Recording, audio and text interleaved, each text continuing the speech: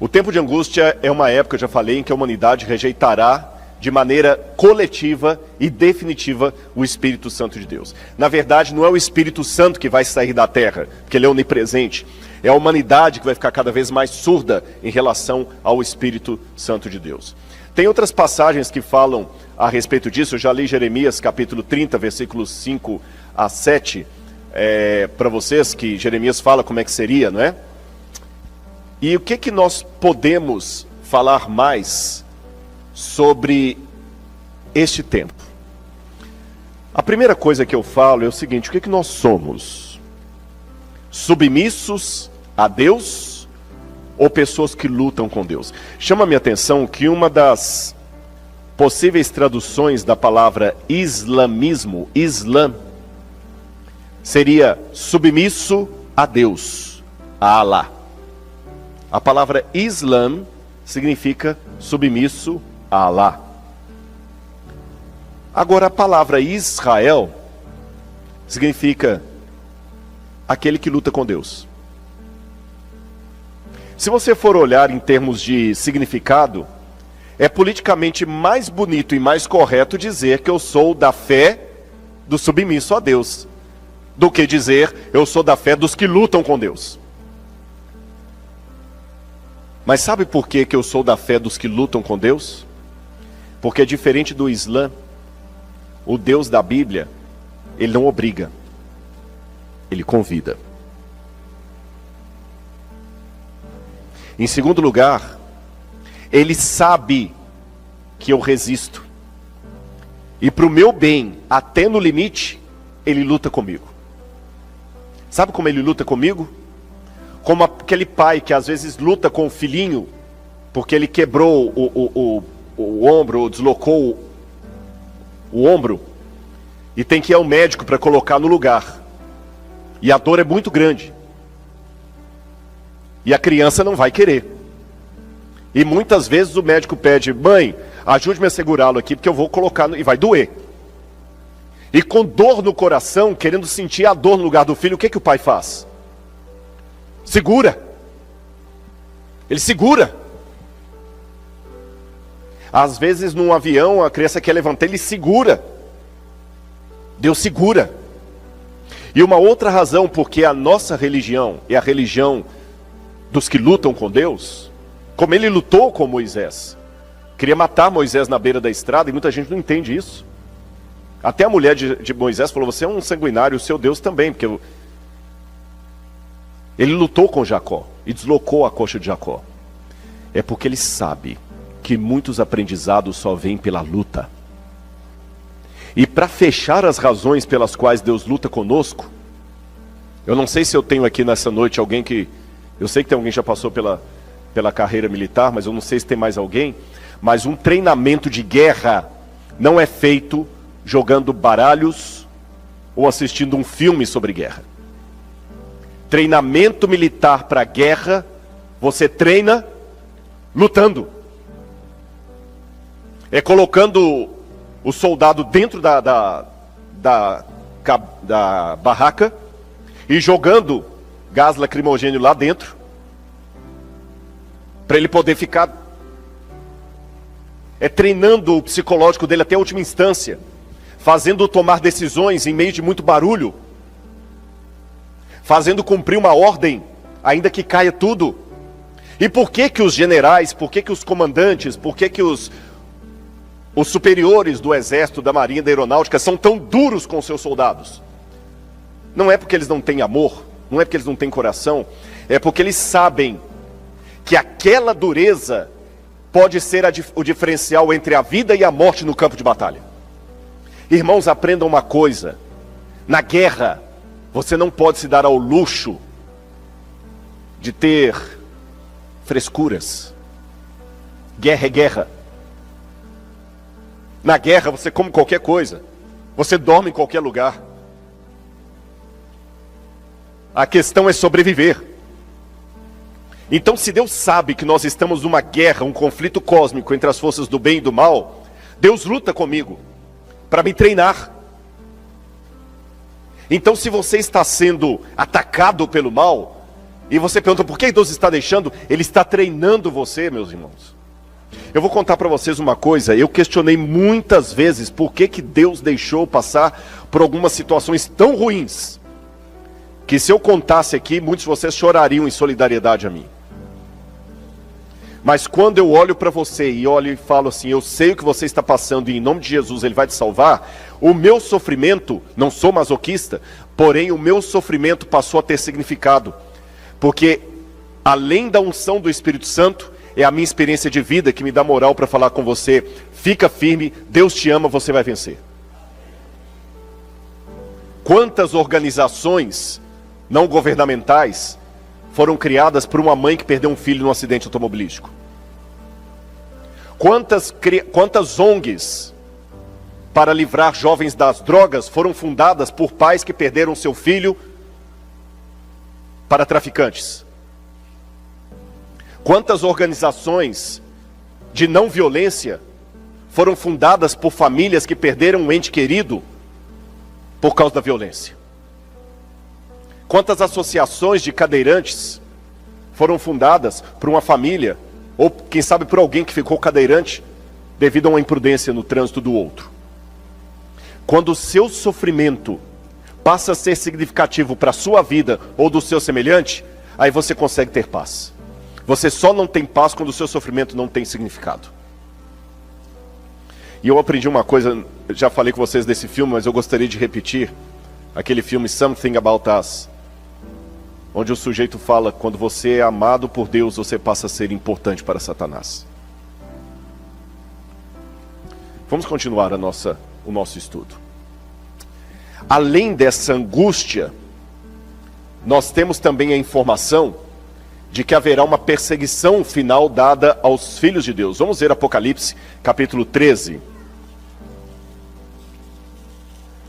Apocalipse, capítulo 13.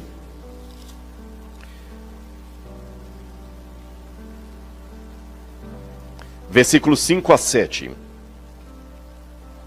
Quando fala da besta diz, e foi-lhe dada uma boca que proferia arrogâncias e blasfêmias. Foi-lhe dada autoridade para agir durante 42 meses. A besta abriu a sua boca em blasfêmias contra Deus, para lhe difamar o nome e difamar o tabernáculo, a saber, os que habitam no céu. E foi-lhe permitido também que lutasse contra os santos e os vencesse. Foi-lhe dada ainda autoridade sobre cada povo, tribo, nação e língua.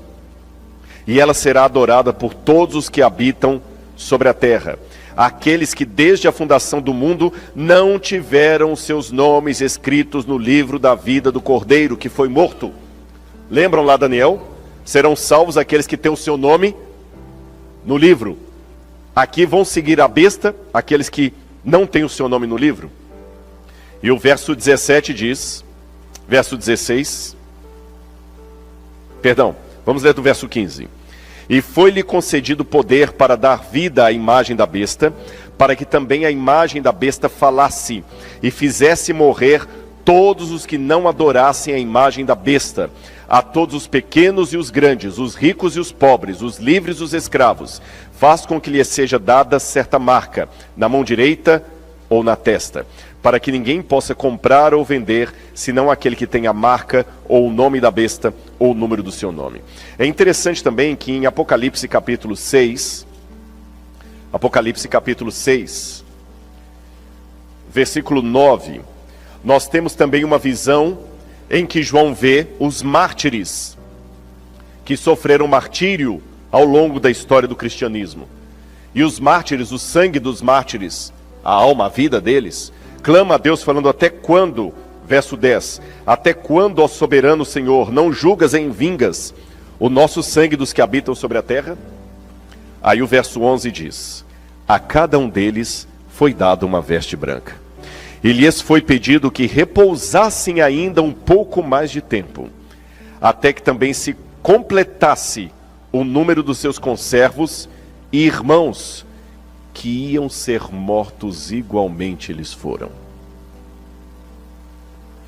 Então, irmãos, antes que a porta da graça se feche, alguns de nós talvez poderemos ter de dar a nossa vida por amor do Evangelho, ou perder algum ente querido por amor do Evangelho. Eu não sei o que é pior: morrer ou perder um ente querido que foi morto pelo Evangelho. E como você vai se comportar nesse tempo que eu estou descrevendo aqui para vocês?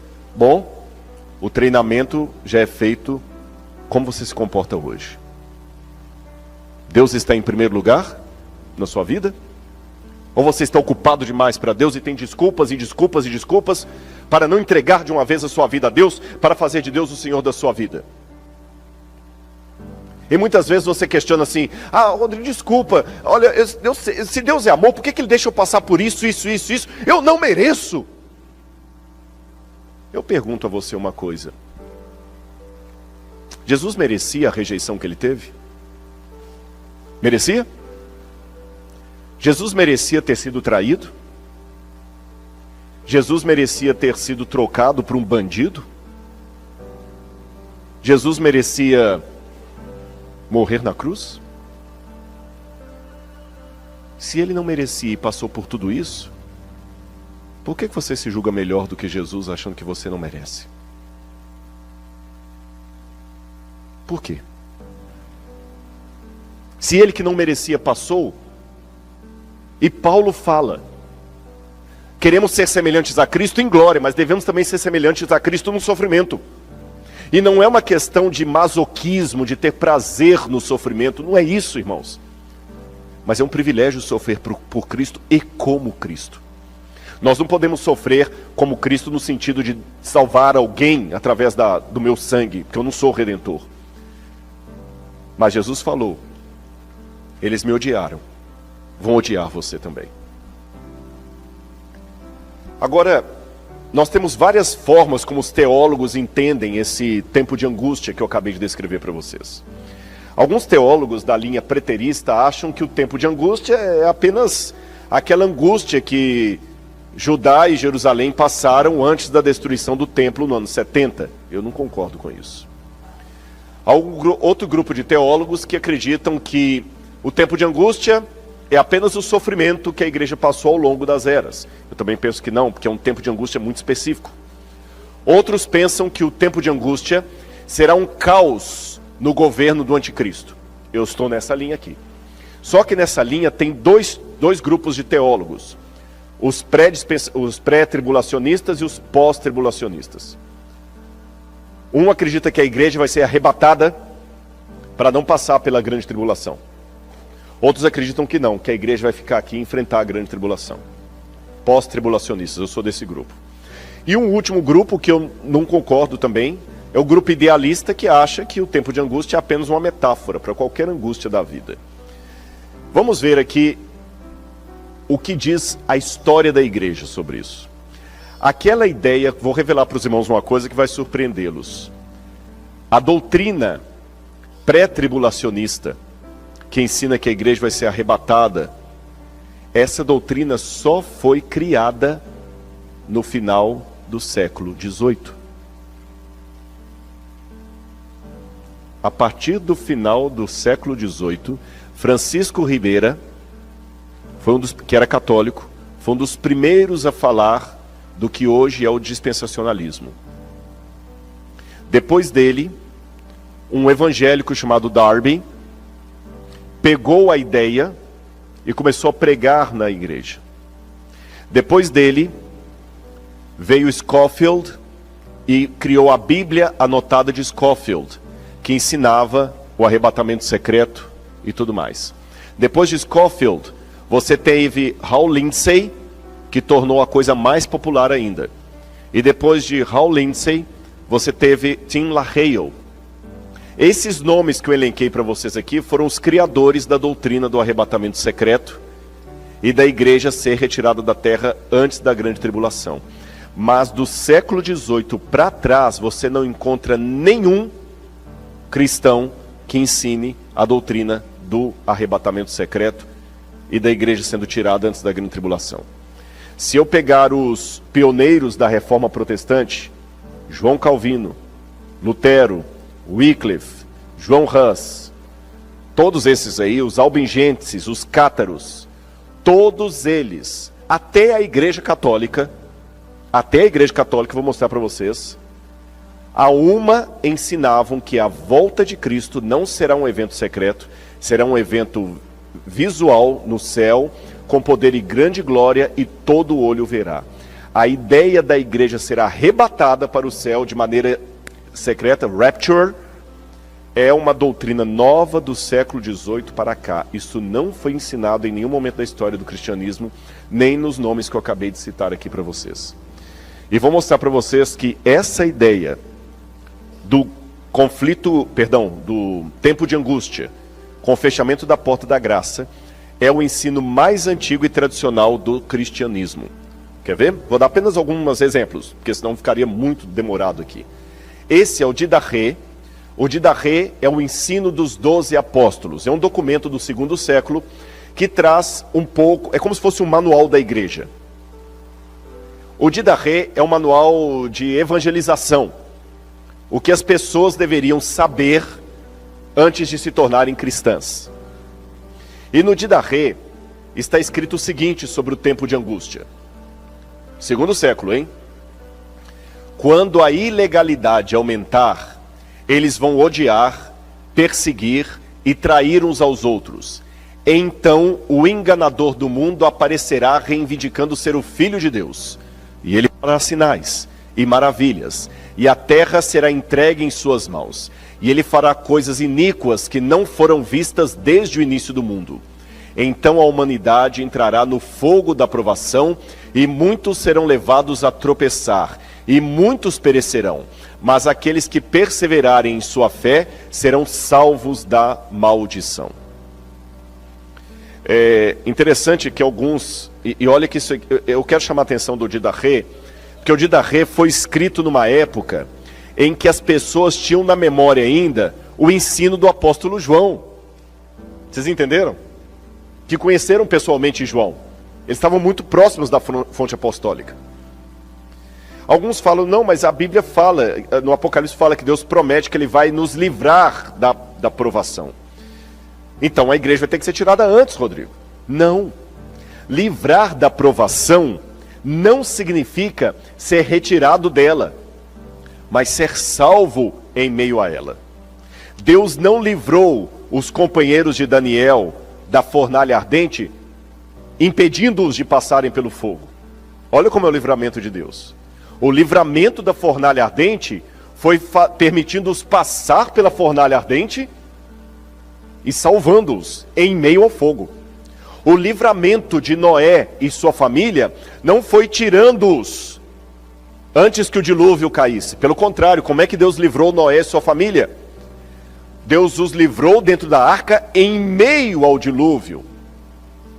Deus não tirou Noé da terra antes que o dilúvio caísse. Deus não tirou os companheiros de Daniel da fornalha antes que o fogo acendesse.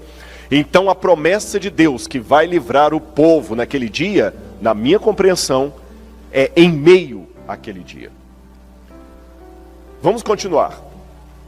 Um grande teólogo batista, George Ladd, um dos maiores especialistas em escatologia, infelizmente já falecido, escreveu livros maravilhosos sobre teologia sistemática. E esse livro, The Blessed Hope, a Bendita Esperança, ele afirma claramente que a bendita esperança não é a libertação da tribulação, é a união com o Senhor em sua vinda. George Ladd entendia que a volta de Jesus é um acontecimento histórico real no céu e não um arrebatamento secreto da igreja. E como ele, nós temos vários outros teólogos protestantes, Matthew Henry, que eu podia citar para vocês, Adam Clarke, e outros mais, Delitzsch, até o catecismo católico. Lembra que eu falei com vocês que até a igreja católica, você sabe o credo, né? Crê em Deus Pai Todo-Poderoso, Criador dos céus e da terra, e tal, e quando chega no final do credo diz, está sentado à direita de Deus Pai Todo-Poderoso, de onde há de vir a julgar os vivos e os mortos. Então vocês estão notando que essa aqui é uma doutrina que ela está permeada no cristianismo, no catolicismo, no protestantismo, no adventismo. Olha o que diz o catecismo católico. Antes da segunda vinda de Cristo, a igreja precisa passar por uma provação final que sacudirá a fé de muitos crentes. A perseguição que acompanha sua peregrinação na terra revelará o mistério da iniquidade na forma de um engano religioso que é o anticristo, um pseudo-messianismo pelo qual o homem se glorifica a si mesmo no lugar de Deus e de seu Messias que veio na carne. Eu concordo com o catecismo. Vocês estão notando que eu mostrei na Bíblia e ao mesmo tempo estou mostrando autores que não são da igreja adventista que estão dizendo o que eu estou dizendo. Lembra que eu falei, como mineiro, né? Que as minhas aulas, meus sermões e meus livros são um queijo feito de várias vacas? E é isso aí. Wesley dizia, Jerônimo dizia, desconfie do homem de um livro só. Jerônimo dizia, desconfie do homem de um livro só. Quando a pessoa tem uma pesquisa inteira feita só na opinião da avó dele, ou numa revista que ele leu, num site da internet, eu desconfio. Uma boa pesquisa, você tem que pegar várias fontes. Por isso que eu falei, já prometi, eu não posso prometer, me dá o seu WhatsApp, Rodrigo. Não, é impossível, você sabe, é sobre-humano, imagina, eu fico louco, né? Não dou conta. Mas o PowerPoint está liberadinho ali na igreja. Se você trouxer o seu pendrive, pode dar, não tem problema nenhum, pode copiar todos os PowerPoints desde o início até aqui, está liberado aí, tá bom? Eu até acredito que se transformar em PDF, ele fica mais leve, de repente pode até mandar por e-mail. Bom, Billy Graham, esse dispensa apresentações. Billy Graham também acreditava como eu estou apresentando para vocês. Olha o que disse Billy Graham. Eu ouvi o som distante de cascos e vi os cavaleiros do mal no horizonte de nossas vidas. Há sérios problemas à frente para o nosso mundo, para todos nós que vivemos nele. Será uma época de conflagrações nucleares, holocaustos biológicos e apocalipses químicos rolando sobre a terra, levando o homem à beira do precipício. A história vai fundo na batalha do Armagedon. Já vemos a sua sombra rastejando sobre a terra. E, irmãos, nós precisamos voltar a esses sermões. Não é a teologia do medo, é a teologia da advertência. É a teologia da advertência. Um dos maiores sermões pregados nesse país foi para o Jonathan Edwards, que pregou o sermão Pecadores nas mãos de um Deus irado. Ele descrevia o inferno com uma forma tão vívida que as pessoas se agarravam nos bancos da igreja com medo que o chão abrisse e elas caíssem. Mas hoje o diabo virou uma figurinha. Ninguém mais leva a sério. E se me permite, eu gostaria de ler uma autora adventista também, Ellen White, que em consonância com todos esses autores que eu apresentei, Ellen White também diz algo que eu até coloquei ali, não há o que exagerar. Ela diz o seguinte: o tempo de angústia como nunca houve está prestes a manifestar-se sobre nós. E necessitamos de uma experiência que agora não possuímos e que muitos são demasiado indolentes para obter. Dá-se muitas vezes o caso de se supor maior angústia do que é em realidade. Não se dá isso, porém, com relação à crise diante de nós. A mais vívida descrição não pode atingir a grandeza daquela prova. Naquele tempo de provações, toda alma deverá estar por si mesma em pé diante de Deus. O que ela está dizendo? Tudo que você vai falar na vida, você pode exagerar. Você pode exagerar. E os meus companheiros aqui, quem de vocês, eu estou falando para os homens diretamente, quem de vocês nunca contou uma história e a esposa dá uma corrida? Não, meu irmão, não foi tudo isso não. Quem não passou por isso, que atira a primeira pedra. Aí o carro estava vindo a 250 por hora. Meu amor, não é? Tinha umas 2.000 pessoas lá, não, meu bem, tinha umas 300. Tudo que você vai descrever, você pode exagerar. Porém, com relação àquele tempo do fim, não há como exagerar. Por pior, por mais dantesco que você apresente o quadro, ele não é nem uma pincelada do que vai ser. Por isso que eu não tenho medo de falar que eu temo aquele dia. Deixe-me fazer uma aparente crítica que um descrente pode fazer.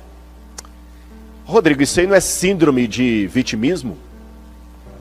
De fato, os sociólogos e os que trabalham com psicologia social dizem que o vitimismo pode ser uma forma social de compensar a identidade de grupos religiosos inexpressivos. Ele está presente na linguagem que usam e em sua cosmovisão. Ou seja, quando o grupo não faz diferença nenhuma, a maneira que ele encontra psicológica de sobreviver é falando que o mundo todo está contra ele. E esse de fato é o comportamento de seitas. Uma seita é aquela que acha que só vão ser salvos os que fazem parte dela. Se você não faz parte dela, por mais nice guy que você seja, você não vai ser salvo. Eles são inexpressivos.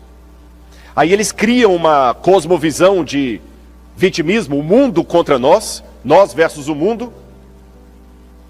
E quando alguém mostra o erro deles, eles estão tão fechados, tão enclausurados nessa ideia de vitimismo, que ele consegue enxergar que você está indo contra a verdade de Deus. Síndrome de Messias. Aí surgem casos terríveis, como o de David Koresh, aquele da Guiana, Jim Jones, o pastor do diabo. Reuniu um grupo ali, e quando todo mundo foi lá, põe todo mundo para se matar, porque o mundo está contra nós. Não, isso aqui, nesse caso específico, não é síndrome de vitimismo. Porque eu mostrei que o cristianismo, de um modo geral, já tem essa crença arraigada há muito tempo. E se você duvida, Rodrigo, é impossível que o mundo inteiro vá se voltar contra um grupo de fiéis? Não, olhe para trás na história e você vê que é possível. O mundo também duvidou que Hitler faria o que fez. Aliás, duvidou tanto que eu conheci em Belo Horizonte uma senhora, ela já está com mais de 90 anos. E na sua infância, ela foi da escolinha de Hitler na Alemanha. Ela foi da escolinha de Hitler. E ela falou para mim pessoalmente, Rodrigo, até hoje eu tenho dificuldade de acreditar que Hitler fez tudo aquilo que o povo fala.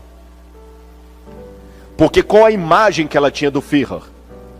Um homem passando cortês com todo mundo, sedutor. As mulheres eram apaixonadas com Hitler. E quando ele falava, ele encantava as pessoas. A Alemanha, na Primeira Guerra Mundial, saiu em frangalhos. As pessoas levavam um carrinho de marco alemão para voltar com um pedaço de pão e uma salsicha para casa. Passavam fome. No inverno rigoroso da Alemanha, muitos morriam de frio porque não tinham nem madeira para poder aquecer uma lareira. Hitler tirou a Alemanha do buraco. Hitler salvou o povo alemão.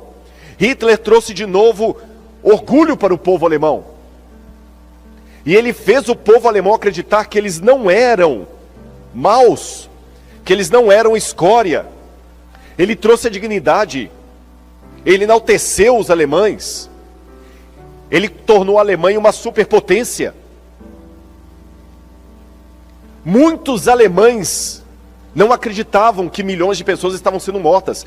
Parecia teoria da conspiração.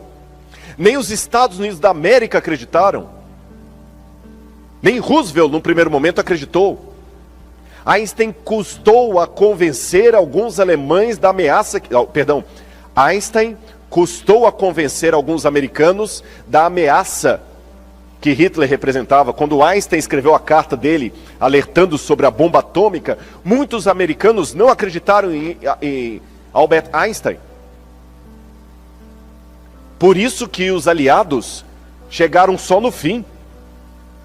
E até hoje, há pessoas que acham que é mentira esse negócio de 6 milhões de judeus mortos. Mas eu sei que não é. Eu já visitei o campo de concentração nazista. Eu conheço judeus que perderam parentes.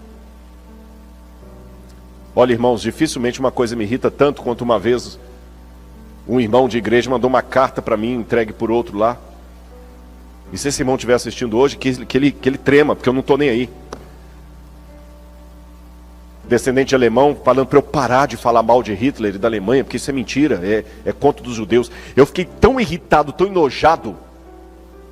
Aí eu pensei, não, mas ele é um irmão da igreja há muitos anos. Eu falei, olha, desculpa, esse irmão ele tem que mudar a cabeça dele. Eu desconfio da salvação dele falando uma besteira dessa. Que é complô dos judeus inventarem o holocausto. Como eu tenho um amor pela história de Israel, eu fui lendo aquilo ali, mas foi me dando um estado de nervo que eu não aguentei. A Laura lembra como é que eu fiquei. Até hoje tem pessoas que duvidam. Mas se eu estou falando para pessoas sensatas que sabem que o holocausto aconteceu e que 6 milhões de pessoas foram mortas, e se eu estou falando para pessoas sensatas que sabem que enquanto eu estou falando aqui, tem governos, já aproveitando que tem africanos aqui, tem governos totalitários na África que estão matando pessoas porque são de outra etnia. Olha o que aconteceu em Ruanda. Então não digam que a perseguição final é um mito, ela pode acontecer. E sabem qual que é a receita da maldade? Primeiro, uma crise. Crise é a oportunidade para surgirem heróis e enganadores. Pode olhar. Tem muito advogado corrupto que a especialidade dele é pegar pessoas fragilizadas. É alguém que perdeu a casa no incêndio? É o pai que perdeu um filho no acidente? É o imigrante sem documento, que está fragilizado? A oportunidade, a crise é a oportunidade para os heróis e para os bandidos. Segundo ingrediente da receita da maldade, um povo sem rumo. Um povo que não sabe para onde está indo. E curiosamente nós estamos com uma crise e estamos com um povo sem rumo. Falei essa semana das crianças que estão querendo limites, que os pais não dão limite mais. O pai não dá limite, a mãe não dá limite. Ele está sem rumo. Cresceu a vida toda sem ouvir um não. Aí quando ele é adolescente vai namorar uma menina. Quando ela fala não, ele vai lá e mata. Fica no quarto trancado o dia inteirinho jogando o joguinho lá. E se você falar com o pai vira bicho. Aí depois ele compra uma arma, vai lá na escola e mata todo mundo. Aí todo mundo, como? Isso não aconteceu da terça para quarta-feira. Aí depois ele se alia ao Estado Islâmico, que ele quer limites, ele quer um ideal, ele não sabe nem porque que ele está vivendo. É a sociedade líquida que eu mencionei ontem. Terceiro ingrediente, uma índole má coletiva. Quarto, um marketing. Nós temos o caso de Hitler, a senhorita Leni Riefenstahl e Joseph Goebbels, os líderes da propaganda de Hitler. Um marketing bem feito. O marketing é a coisa mais perigosa que tem. Eu li um livro uma vez, cujo título era Biology. Mas não estou falando de biologia. Biology. Não precisa traduzir. To buy. Biology.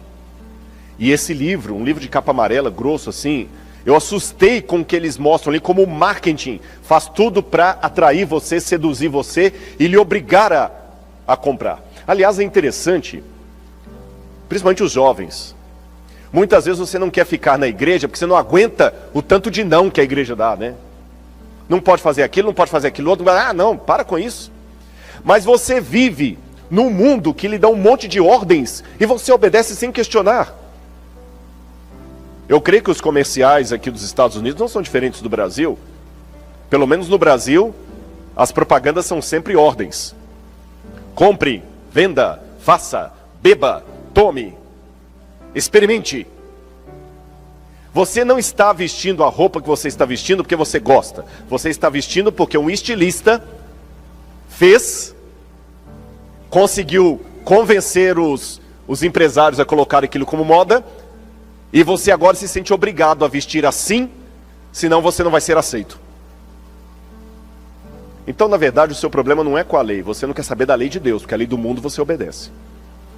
Você veste como o mundo manda, você ouve as músicas que o mundo manda, você joga os joguinhos que o mundo manda, você consome os vícios que o mundo manda, mas a lei de Deus você acha que está te aprisionando. Quinto, um plano. No caso de Hitler foi Albert Speer, que construiu lá os campos de concentração. Sexto, um discurso de mentiras e sedução. E sétimo, o interesse de Satanás. Dei para vocês aí a receita de uma maldade coletiva.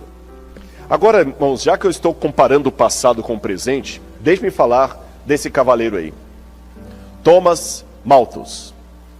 Em 1798, Thomas Malthus assustou o mundo com uma previsão apocalíptica, catastrófica.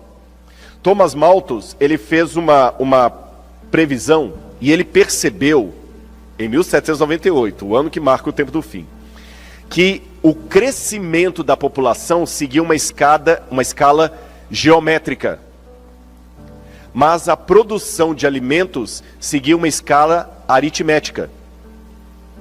Logo, você tem mais pessoas nascendo do que alimento sendo produzido.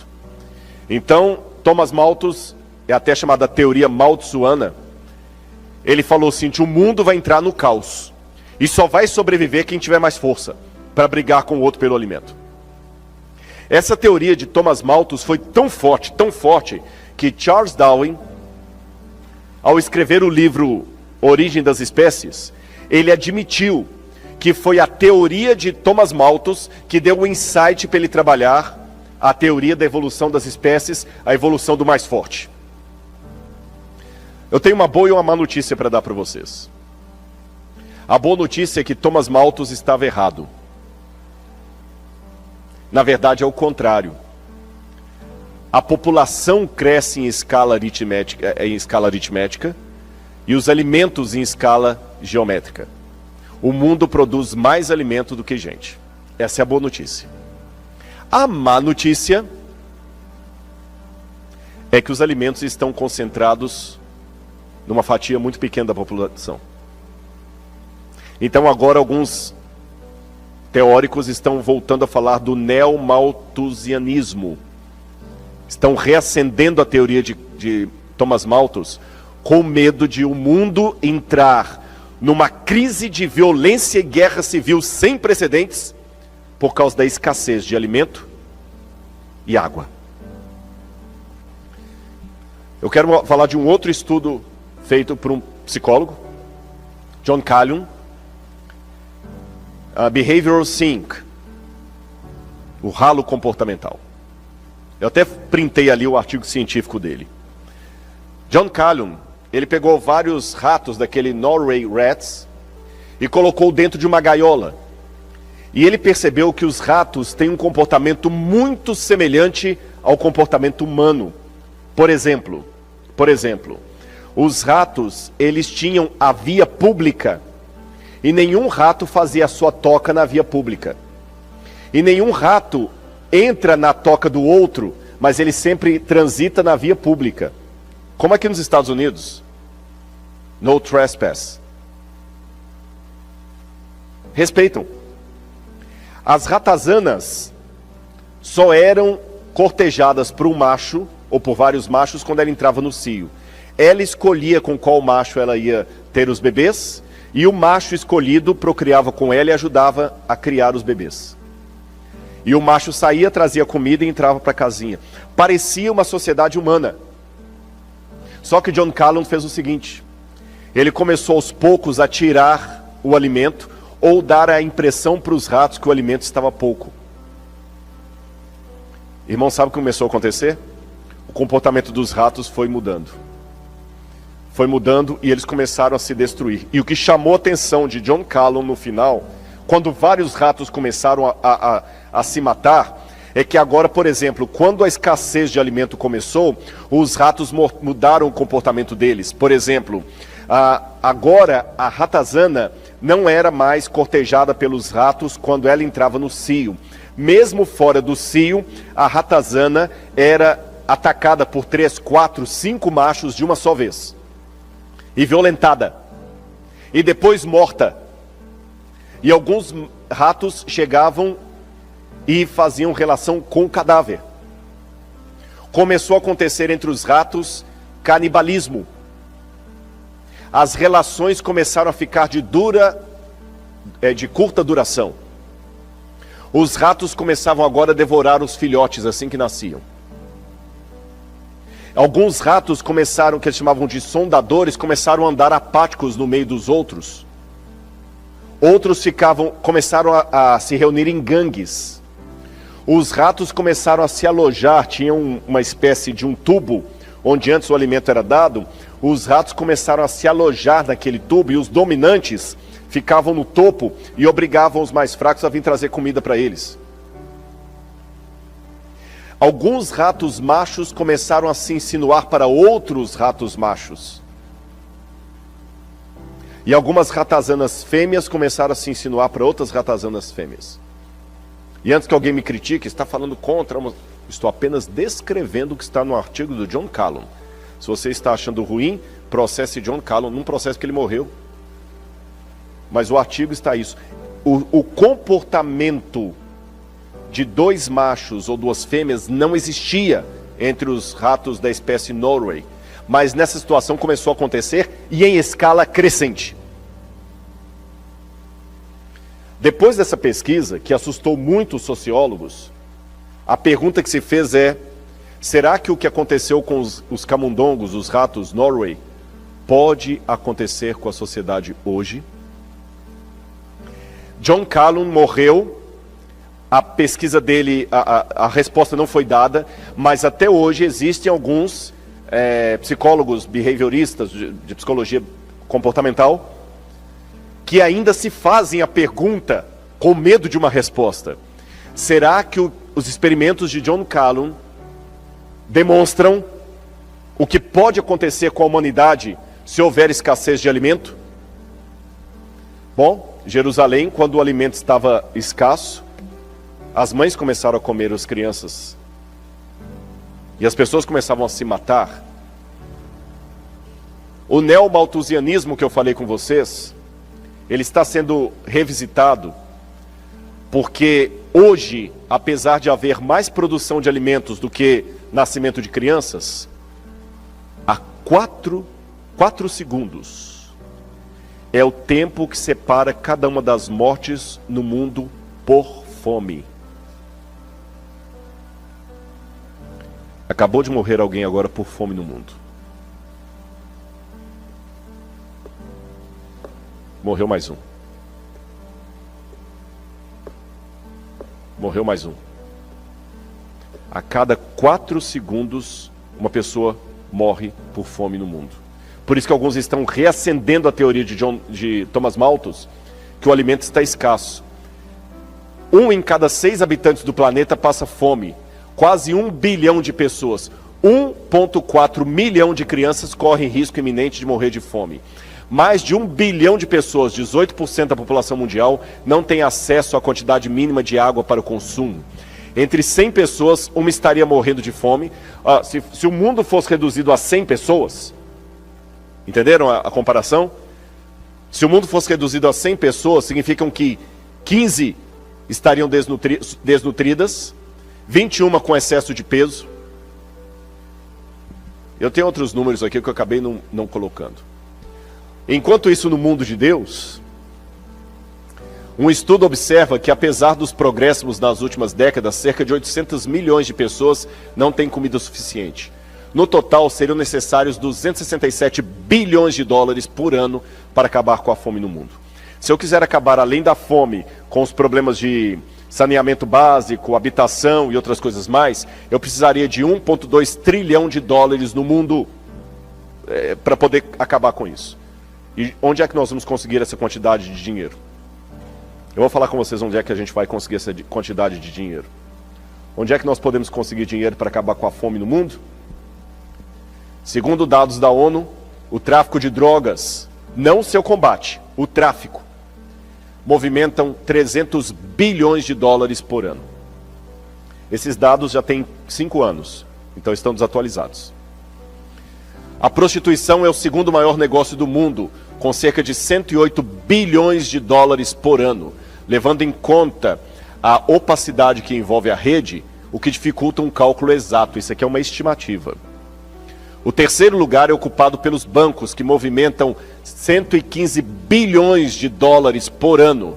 Embora nem tudo mude, algumas entidades acumulam em seus cofres até 800 bilhões em ativos. Em 2019, olha bem, em 2019, os 2.153 bilionários que havia no mundo tinham mais dinheiro do que 60% da população do planeta. Entenderam isso? 60% de todo o PIB mundial está nas mãos de 2.000 e poucas famílias. O mundo não aguenta isso mais. Em quarto lugar, jogos de azar, que só na Espanha gastam 35 bilhões por ano. Se eu juntar esses valores aí, eu tenho dinheiro para acabar com a fome no mundo. E alguém pode perguntar, tá, e a igreja? Por que você não pega o dia da igreja também aí? Bom, para dar uma satisfação para vocês, não posso responder de todas as igrejas, mas é assim que é distribuído o dízimo da Igreja Adventista do Sétimo Dia. Nós não cobramos para pregar, para dar palestras, e o dízimo não fica na igreja local. Ele é justamente distribuído naquelas várias fatias lá que vocês podem ver, para que a igreja possa ser mais participativa possível. E o presidente mundial da Igreja Adventista não tem um salário maior do que o pastor Marcos dessa igreja. O presidente da divisão sul-americana não tem um salário maior do que o meu. E o meu salário não é maior do que um pastor de uma igreja do interior.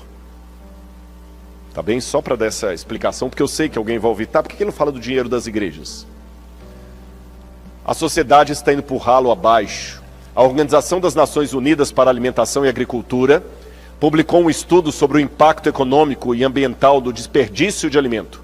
São mais de 1,3 bilhão de toneladas de alimento desperdiçados todos os anos, o que dá um prejuízo de 750 bilhões de dólares por ano em desperdício de alimento. E esse país aqui está medalha de ouro. Agora consideremos alguns textos. Publicado na Review and Herald, de 22 de novembro de 1906. O tempo de graça não durará muito mais. Deus está retirando da terra sua mão refreadora. Por longo tempo ele tem falado a homens e mulheres mediante a atuação do seu Santo Espírito, mas eles não têm atendido ao apelo. Agora está falando a seu povo e ao mundo por meio de seus juízos. Agora! O tempo desses juízos é um tempo de misericórdia para os que ainda não tiveram oportunidade de aprender o que é a verdade. O Senhor olhará para eles com ternura. Tempo do juízo agora. E como é esse tempo de juízo? Apocalipse, capítulo 16.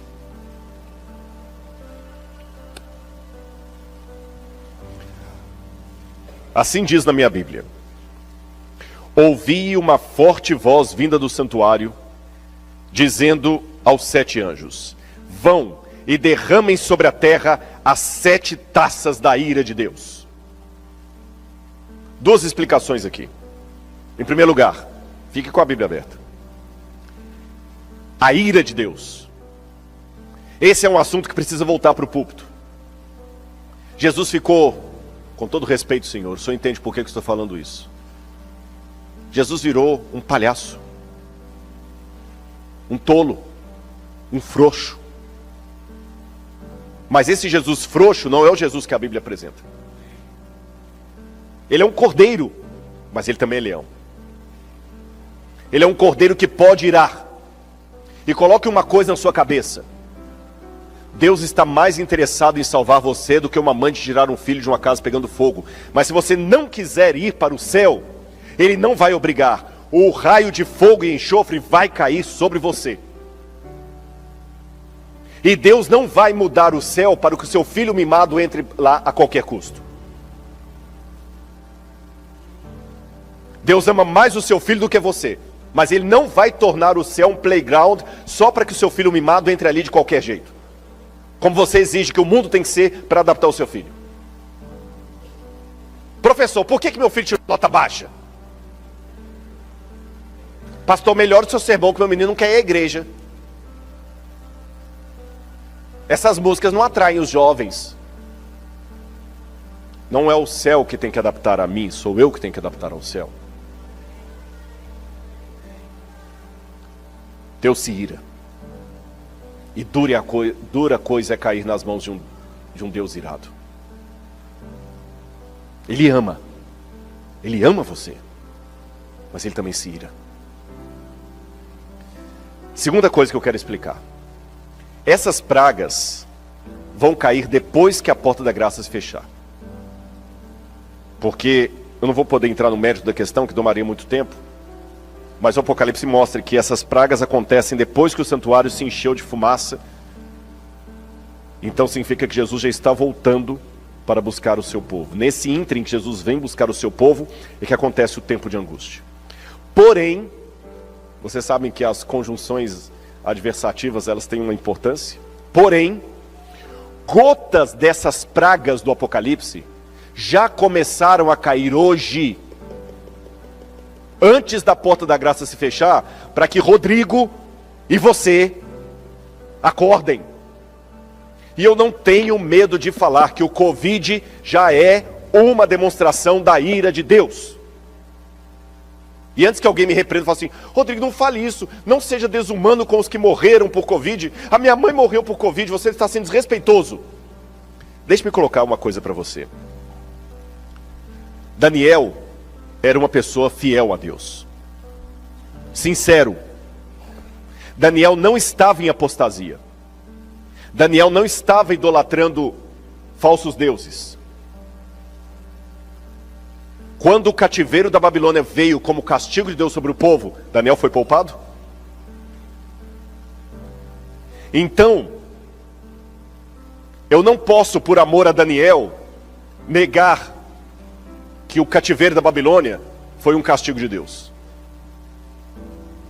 Porque isto é o que os falsos profetas diziam na época de Jeremias. Jeremias dizia: Nabucodonosor vai vir, e este é o castigo de Deus, porque vocês estão brincando com fogo.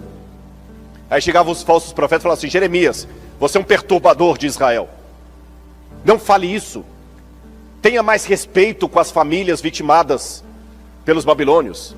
Talvez alguém até diria, estou parafraseando, tenha mais respeito com Daniel. Quer dizer então que Deus castigou Daniel, Jeremias? Não, Deus não castigou Daniel.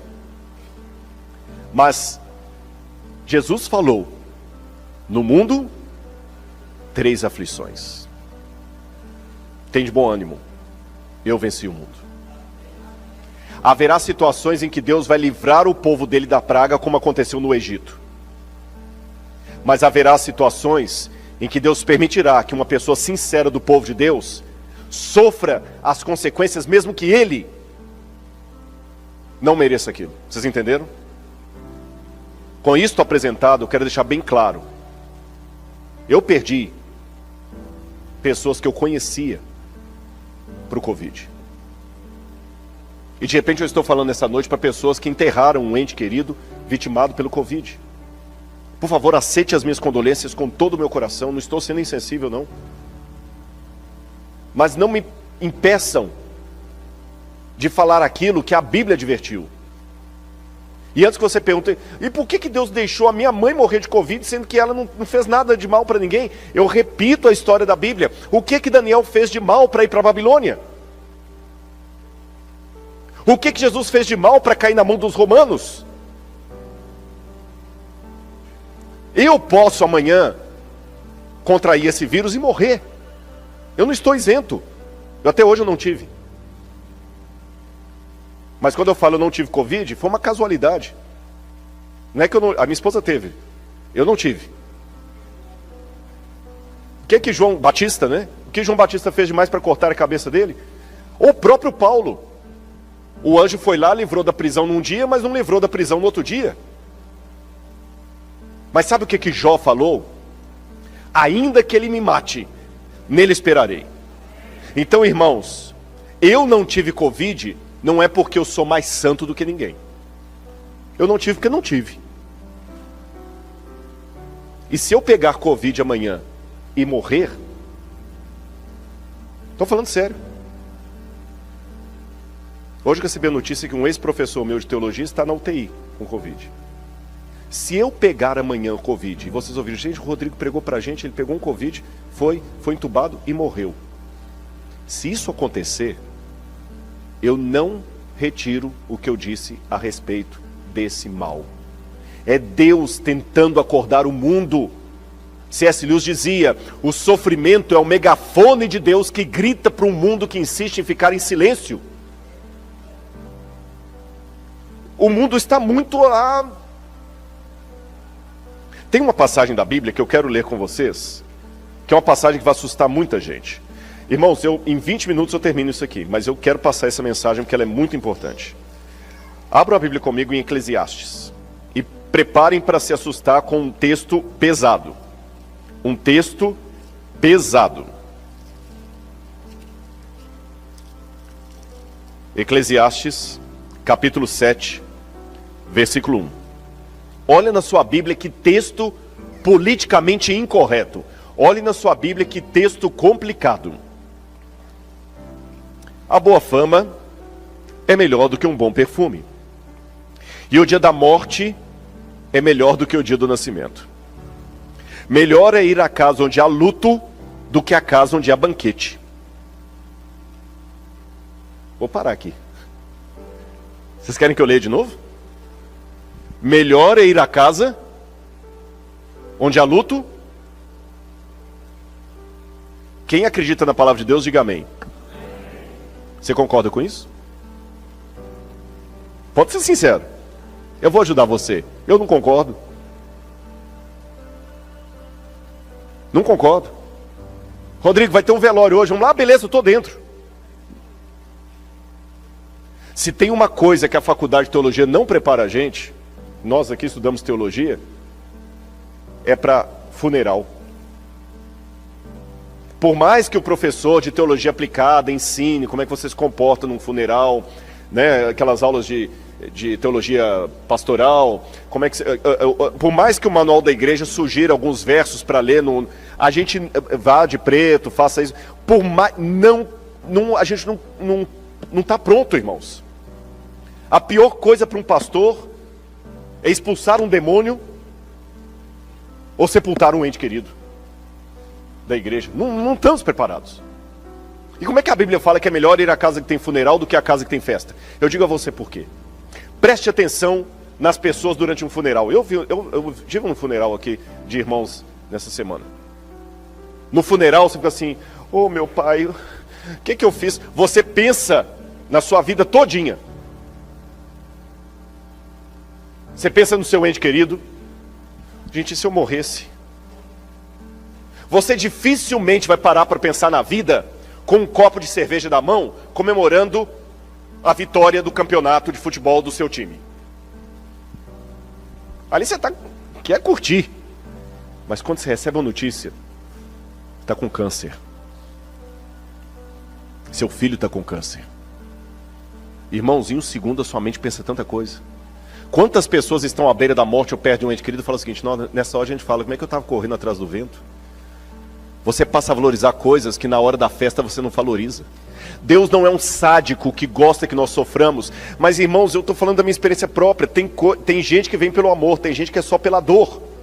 Vamos voltar a Apocalipse 16, as pragas. Eu disse para vocês que elas vão cair depois do fechamento da porta da graça. Porém, gotas delas Deus permite que caiam hoje. Querem ver como é que cai? Olha aqui o verso 2. O primeiro anjo foi e derramou sua taça sobre a terra. E apareceram úlceras malignas e dolorosas nas pessoas que tinham a marca da besta e adoravam a sua imagem. Isto ainda não aconteceu em plenitude, vai acontecer depois do fechamento da porta da graça. Porém, gotas já estão acontecendo agora. Os livros de medicina, cada ano ficam maiores com a maior quantidade de doenças que vão descobrindo e sistematizando ali. Segundo flagelo. O segundo anjo derramou sua taça sobre o mar, e o mar se tornou como sangue. Se tornou em sangue. Sangue como de quê? De morto. Irmão, sangue de morto é que cor? Preto. Não é vermelho. Sangue de morto é líquido? É viscoso. Qual é o cheiro de sangue de morto? Como estão os rios e fontes d'água com a poluição? Não estão como sangue de morto? Olha o problema do abastecimento de água no mundo. Pular para o quarto aqui. O quarto anjo derramou sua taça sobre o sol e foi-lhe dado queimar a humanidade com fogo. As pessoas se queimaram com um intenso calor e blasfemaram o nome de Deus que tem autoridade sobre esses flagelos, porém não se arrependeram para darem glória a Deus. Alguns afirmam a camada de ozônio, que está com buraco. Outros negam o buraco na camada de ozônio. Eu não sou cientista da área para me posicionar a favor ou contra o buraco da camada, a teoria da camada, do buraco na camada de ozônio. Mas uma coisa eu sei, que as calotas de gelo estão derretendo e a Terra está ficando cada vez mais quente, sim. Perceberam o que está acontecendo? São um megafone de Deus. Olha o que diz o livro, segundo Mensagens Escolhidas. As pragas de Deus já estão caindo sobre a terra, arrebatando edifícios suntuosos, como um sopro de fôlego do céu. Esses juízos não farão com que os cristãos professos caiam em si. Deus permite que sobrevenham para que o mundo se acautele, para que os pecadores temam e tremam diante dele. É Ellen White que escreveu isso aqui. Outro aqui também de Ellen White. Um pouquinho das taças da ira de Deus já tem tido permissão para cair sobre a terra, o mar, afetando os elementos da natureza. As causas dessas condições incomuns estão sendo investigadas, mas inutilmente. Deus não tem impedido que os poderes das trevas levem avante sua nefanda obra de poluir o ar, uma das fontes de vida e nutrição, com um miasma fatal. Não somente é afetada a vida vegetal, mas o homem sofre de epidemias. E antes que alguém fale assim, essa mulher é uma falsa profetisa, deixa eu contar para você uma coisa. Ela escreveu isso em 1891. Hoje é redundante o que ela escreveu. Mas em 1891, sabe quantos cientistas falavam sobre poluição? 0. Nenhum. O primeiro livro escrito falando sobre poluição do ar, e que mesmo assim foi ridicularizado pelos cientistas, foi Silent Spring, de Rachel Carson, publicado na década de 1930. 1930. 40 anos depois que Ellen White falou aquilo, é que surgiu o primeiro livro alertando para a poluição do ar.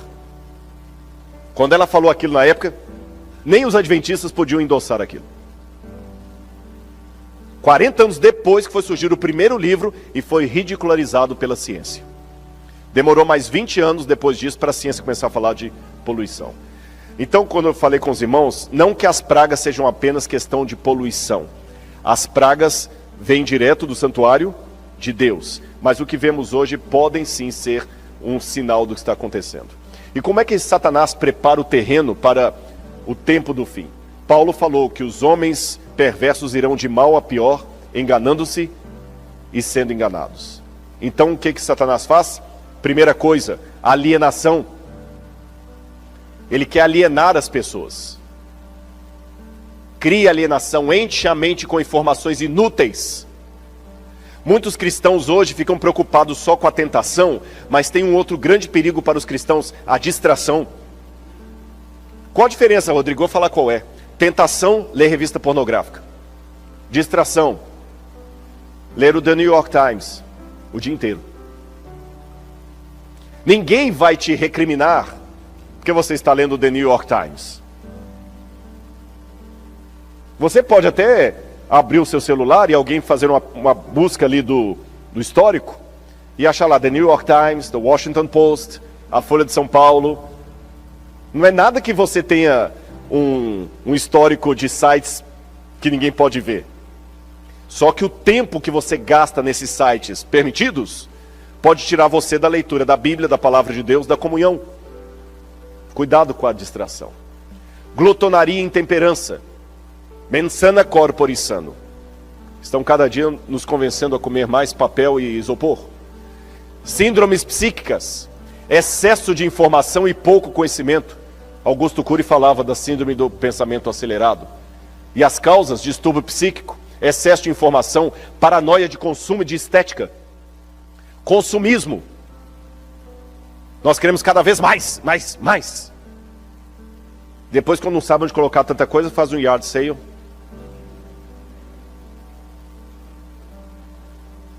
Geração rebelde sem causa. Já falei sobre isso. Crianças que não... Os próprios pais não põem limites em casa. Eles não sabem o que fazer com os filhos. Um Jesus apaixonado. Eu estou preparando uma palestra, já vou dar um spoiler para vocês, sobre o perigo da teologia humanista. Deus me ama, isso é ótimo. Quantos pregadores foram usados por Deus para mostrar o amor de Deus para as pessoas? Pastor Bullion, Morris Venden. Só que uma deturpação da pregação do pastor Bullion é aquela que coloca um Deus que ama tanto que ele deixa o trono dele para você sentar lá. Cuidado com essas teologias humanistas. Deus faz qualquer coisa para salvar você. Até música contando isso tem. Deus faz qualquer coisa. Não, Deus não faz qualquer coisa.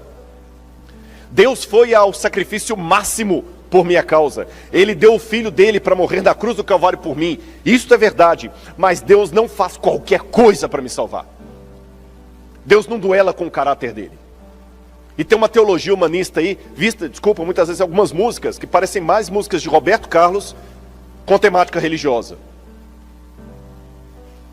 Como se Deus fosse um adolescente apaixonado que se você não for para o céu ele vai rasgar os pulsos. Não. Deus ama você, mas Ele não vai se suicidar porque você não quis ir para o céu. Visões unilaterais de Cristo. Uns veem o Cristo apenas como um carrasco, outros veem Jesus apenas como um mansinho. Não basta falarmos apenas coisas bonitinhas sobre Jesus. Temos que pregar quem Ele é. Ele é o Senhor da nossa vida. E tem um monte de teólogos e pregadores hoje que só vivem de fama falando coisas bonitinhas de Jesus. Jesus ama todo mundo. Jesus não condena. Jesus condena. Pelo menos o que está na Bíblia condena. É proibido proibir. Ah, Jesus não liga. Jesus não é radical. A igreja,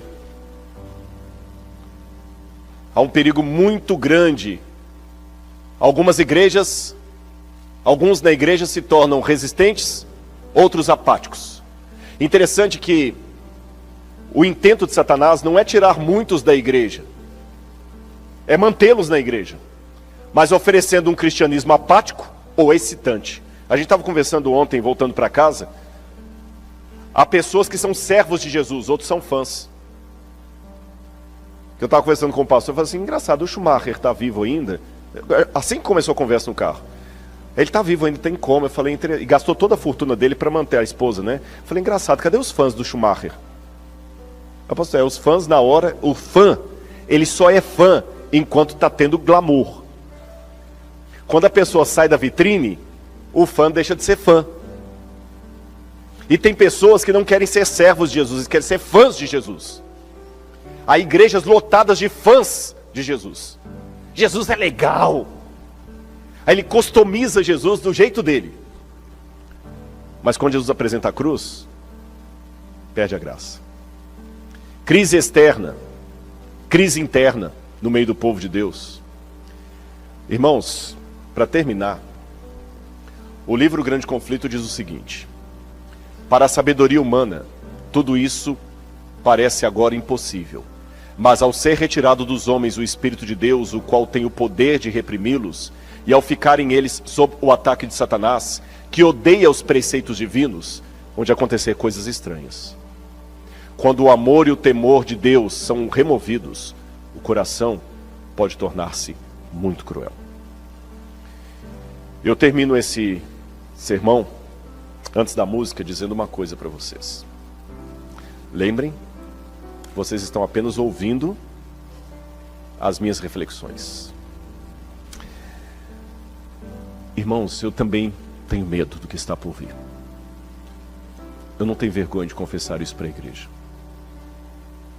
Você ficou assustado com esse sermão? Eu também estou. Eu também estou assustado com a crise que aguarda o povo de Deus. Muito assustado. E eu não tenho vergonha de falar para os irmãos visitantes que estão aqui que uma grande parte dos adventistas do sétimo dia, é com lamento que eu digo isso, mas eu não vou mentir para vocês. Tem muita gente que está visitando aqui que vem de outras igrejas. Quando a crise chegar, uma grande parte dos que estão aqui agora vão pular para as fileiras do adversário. Uma classe numerosa. Eu não posso dizer quem é quem, porque, como eu falei na parábola do joio e do trigo, o meu papel é crescer e dar fruto, não é saber quem é quem. Mas pela profecia, eu sei que uma grande parte vai pular para as fileiras do adversário. Eles chegaram a ver as coisas quase sob a mesma luz. Mas em chegando a provação, too much for them. Foi muito para eles. Não porque Deus deu uma carga maior do que eles podiam suportar. Não. É porque eles passaram a vida inteira brincando de salvação. E não estão preparados para o conflito. As coisas de Deus sempre Ele deixa para depois. Ele não quer se comprometer. Ele não quer arriscar. Ele não quer ficar mal na fita. Eu não posso apontar o dedo para ninguém aqui. Porque se eu fizesse isso, eu estaria pecando perante Deus. Mas eu posso implorar para a igreja que está me assistindo aqui e virtualmente. Ainda que seja verdade que uma classe numerosa vai pular para as fileiras do adversário, que você não esteja nessa classe. Eu sou muito cavalheiro, minha esposa sabe disso. Eu me sinto mal, por exemplo, se eu estiver andando e ela estiver atrás. Eu não faço só na fita, não é. Eu tenho muitos defeitos, mas eu tenho minhas virtudes também. Eu abro a porta do carro. Eu carrego o peso. Mas só tem uma coisa que ela não espere que eu dê a frente para ela: o reino dos céus.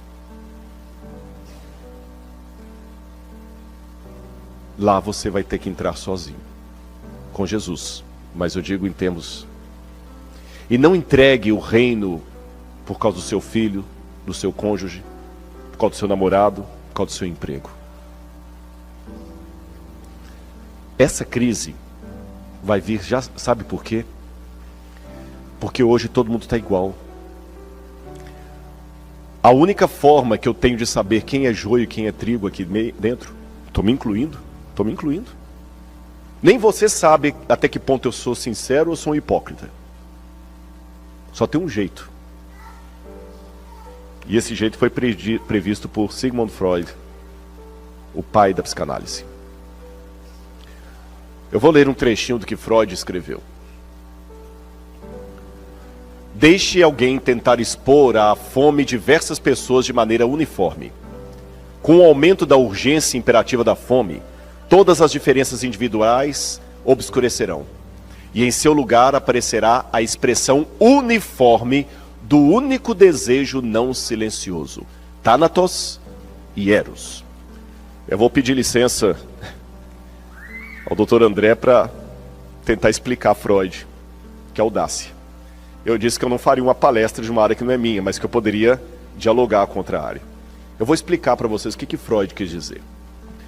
Freud quis dizer, munido da ideia da evolução das espécies, Freud disse que você só é educadinho porque tem comida para todo mundo. E quando você vê alguém comendo assim, sôfrego, ou indo na frente, nossa, que cara sem educação. Quando você está no supermercado, alguém passa na sua frente, nossa, sem educação, não teve berço não? Sua mãe não te deu educação não? Segundo Freud, essa diferença entre os educados e os mal educados só existe porque os educados têm comida bastante para eles. Mas Freud dizia o seguinte: tire a comida de todo mundo e você vai ver que os educados vão se comportar como os não educados. Até se você tirar a comida de todo mundo, depois de um tempo sem fome, jogar um hambúrguer ali no meio, até a rainha da Inglaterra vai te dar pescoção para atacar primeiro o hambúrguer. Porque Freud dizia que as duas, lembra, por causa da evolução das espécies, Freud dizia que as duas únicas entidades perenes dentro de nós são o eros, que é a necessidade de afeto, especialmente sexual, e o thanatos. Não é que Freud fala tudo de sexo, não, mas o afeto. E o thanatos, que morte, necessidade de sobrevivência. Para sobreviver e ter afeto, você faz qualquer coisa. É por isso que um homem excitado estupra primeiro para pensar depois. É por isso que uma pessoa com fome, ele mata primeiro para pensar depois. Freud disse. Só que eu posso discordar de Freud baseado num outro ex-discípulo de Freud, Viktor Frankl, que foi o fundador da terceira escola de psicanálise de Viena. Viktor Frankl falou o seguinte: o que o Dr. Freud falou, sentado nas poltronas de veludo vitorianas, foi bonitinho para a imaginação dele.